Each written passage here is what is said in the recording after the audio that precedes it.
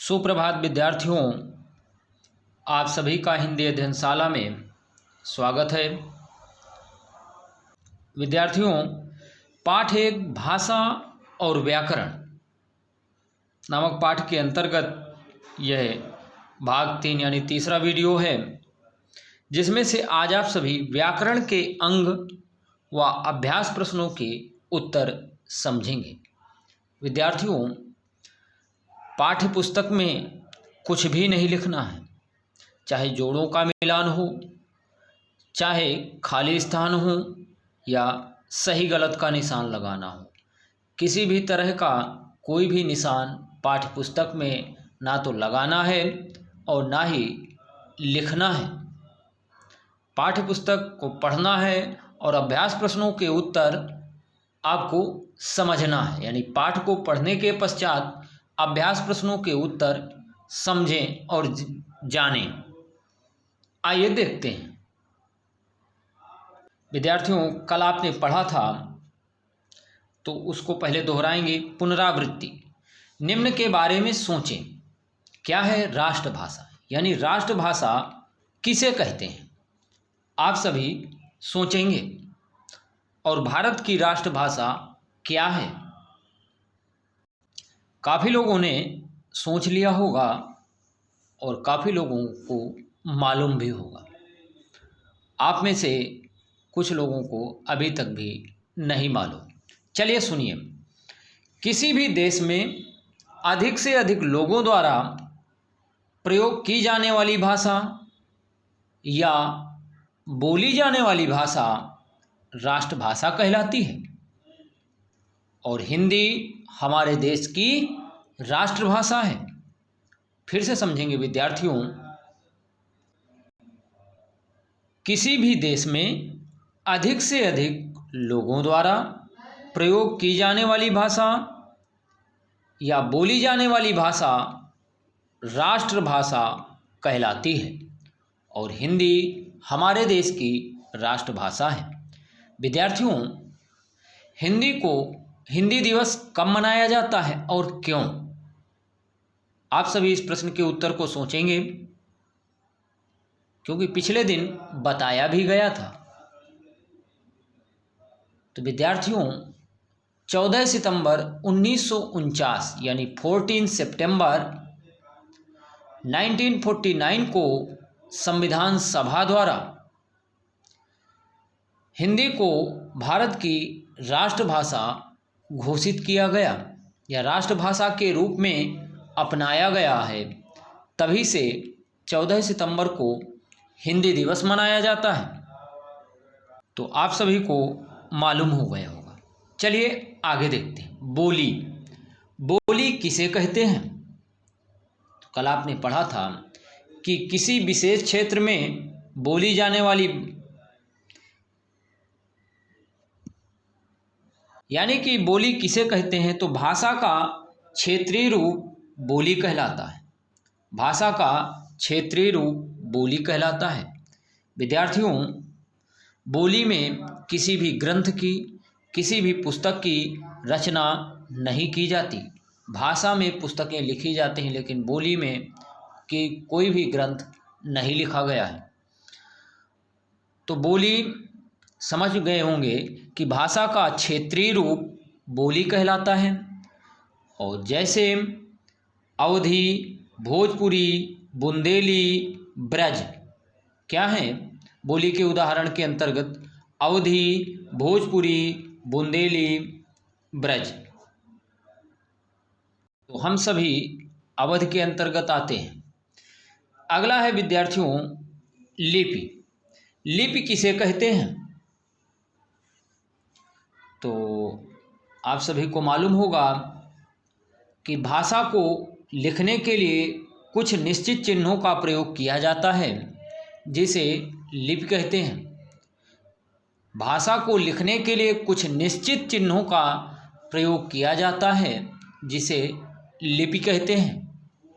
या अब जैसे हिंदी है, हिंदी भाषा की लिपि क्या है? तो देवनागरी। अच्छा, लिपि क्या है? यानी चिन्ह का तात्पर्य है वर्ण या अक्षर से। यानी कि किसी भी भाषा को लिखने के लिए कुछ निश्चित चिन्हों का प्रयोग किया जाता है जिसे लिपि कहते हैं। यानी कौन से चिन्ह? यानी वर्ण या अक्षर। आपको मालूम होगा कि हिंदी को लिखने के लिए वर्णों की जरूरत पड़ती है, जैसे का, खा, इस तरह से।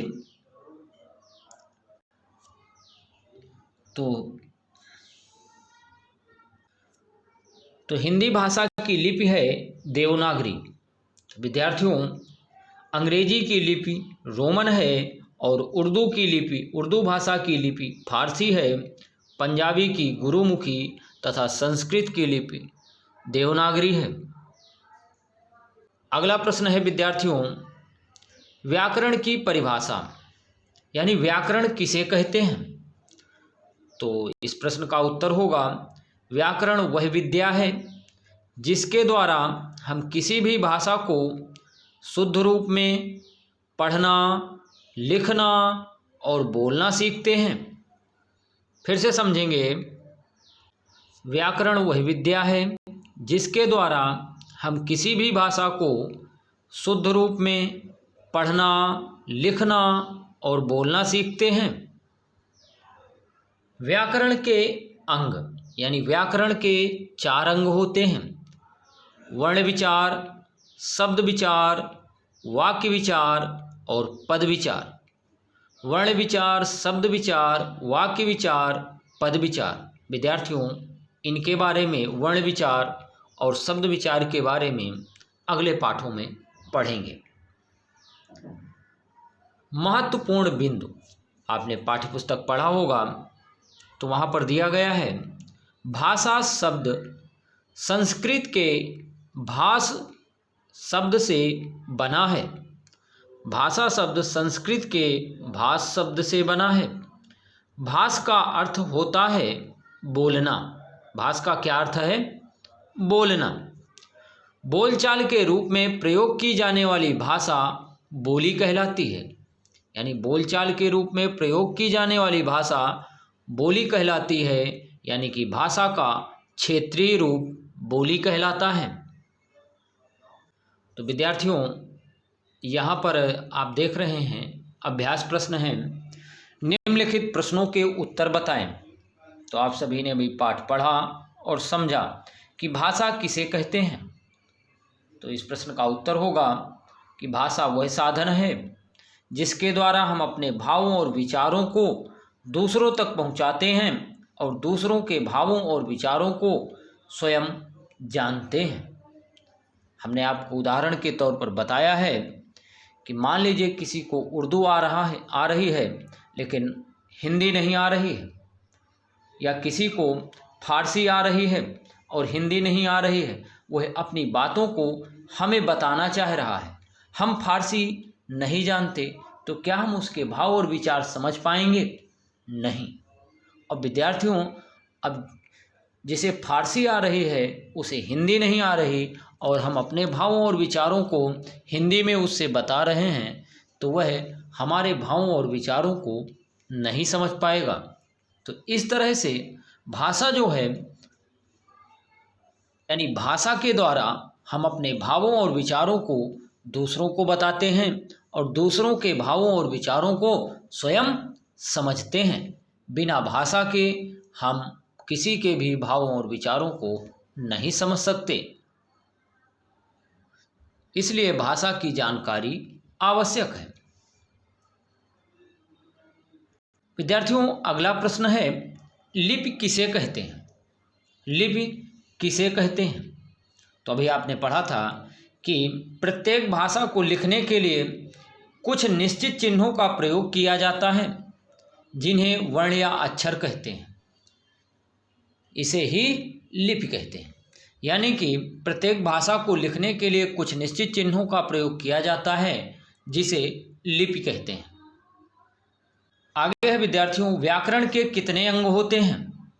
तो व्याकरण के अधिकतर किताबों में 3 अंग दिया गया है, यहाँ 4 अंग हैं। तो व्याकरण के 4 अंग होते हैं: वर्ण विचार, शब्द विचार, वाक्य विचार, पद विचार। आइए आगे बढ़ते हैं। विद्यार्थियों, यहाँ प्रश्न संख्या 2 है, निम्नलिखित भाषा नामों को उसकी लिपियों से मिलान करें। विद्यार्थियों, मिलान नहीं करना है, केवल समझना है पाठ्यपुस्तक में और पाठ्यपुस्तक से, और सीखना है। पढ़ना है और समझना है।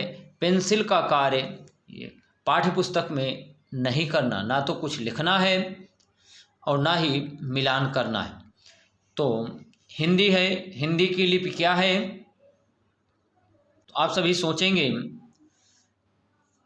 कुछ लोगों ने मिलान कर लिया होगा, कुछ लोग अभी भी सोच रहे हैं। बहुत अच्छा है। चलिए देखिए, आइए देखते हैं। हिंदी का मिलान किससे करेंगे? फारसी से? नहीं, गलत उत्तर है। हिंदी का मिलान देवनागरी से करेंगे और संस्कृत का भी मिलान देवनागरी से ही करेंगे। अंग्रेजी का मिलान गुरुमुखी से करेंगे। गलत उत्तर है। अंग्रेजी का मिलान रोमन से करेंगे, क्योंकि अंग्रेजी की लिपि रोमन है। पंजाबी का मिलान फारसी से करेंगे। नहीं विद्यार्थियों, गलत उत्तर है आपका। पंजाबी का मिलान गुरुमुखी से करेंगे और उर्दू का मिलान फारसी से करेंगे। तो फिर से देखते हैं। हिंदी का मिलान देवनागरी से, अंग्रेजी का मिलान रोमन से, पंजाबी का मिलान गुरुमुखी से और उर्दू का मिलान फारसी से तथा संस्कृत का मिलान देवनागरी से करेंगे। तो ये भाषाएं थी और उनकी लिपियां। विद्यार्थियों, प्रश्न संख्या 3 है। निम्नलिखित वाक्यों में खाली स्थान भरकर बताएं। वर्ण भाषा की सबसे छोटी इकाई है, यानी वर्ण भाषा की सबसे छोटी इकाई है। क्या है? छोटी इकाई है। आपने पढ़ा था, तो आपने शायद इसे नहीं पढ़ा। चलिए समझ लीजिए। वर्ण भाषा की सबसे छोटी इकाई है। भाषण देना का रूप है। तो भाषण देना जो है विद्यार्थियों, मौखिक भाषा का रूप है। किस भाषा का? मौखिक भाषा का। क्षेत्र विशेष में बोली जाने वाली भाषा को बोली कहते हैं। क्षेत्र विशेष में बोली जाने वाली भाषा को बोली कहते हैं। अब अगला प्रश्न है विद्यार्थियों, प्रश्न संख्या 4 है। निम्नलिखित कथनों में सही कथन के सामने सही तथा गलत कथन के सामने गलत का निशान लगाएं। लेकिन समझना है, किसी भी तरह का कोई भी निशान पाठ्यपुस्तक में नहीं लगाना। चलिए देखते हैं। तो विद्यार्थियों, पहला नंबर है, प्रश्न संख्या 1 है, हिंदी हमारी राष्ट्रभाषा है। तो उत्तर क्या है?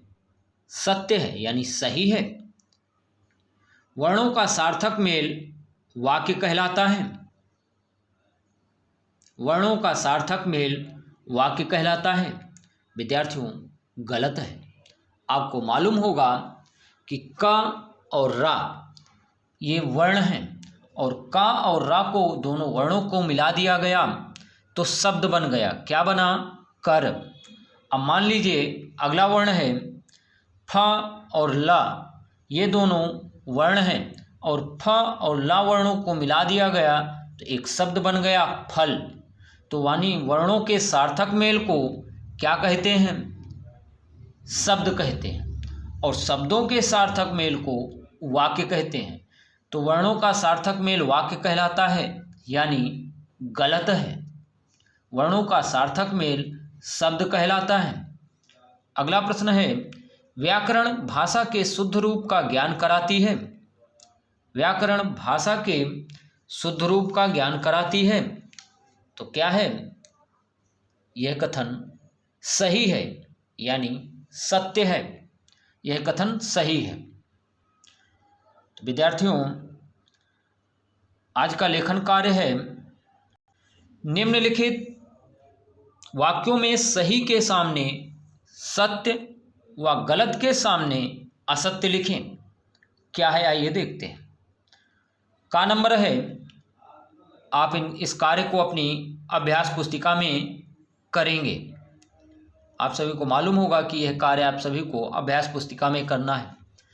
का नंबर है, हिंदी देवनागरी यानी भाषा है और उसकी लिपियां हैं। हिंदी, देवनागरी, अंग्रेजी, रोमन, उर्दू, फारसी, पंजाबी, गुरुमुखी भाषा व लिपियों के दिए गए जोड़े सही नहीं हैं। तो आप सभी को सोचना है क्या यह जोड़े सही हैं या नहीं। तो यहाँ बोल रहा है कि सही नहीं है जोड़े, तो ये क्या है आप सभी समझ गए होंगे। ख नंबर है भाषा का क्षेत्रीय रूप बोली कहलाता है। भाषा का क्षेत्रीय रूप बोली कहलाता है। तो विद्यार्थियों आपको मालूम होगा कि भाषा का क्षेत्रीय रूप बोली कहलाता है, यानी यह सही है। तो क्या है? सत्य है। और पहला भी क्या है? कह रहा है सही जोड़े नहीं है, तो पहला जो है का नंबर असत्य है। कथन क्या है? असत्य है, जबकि जोड़ों का मिलान सही है।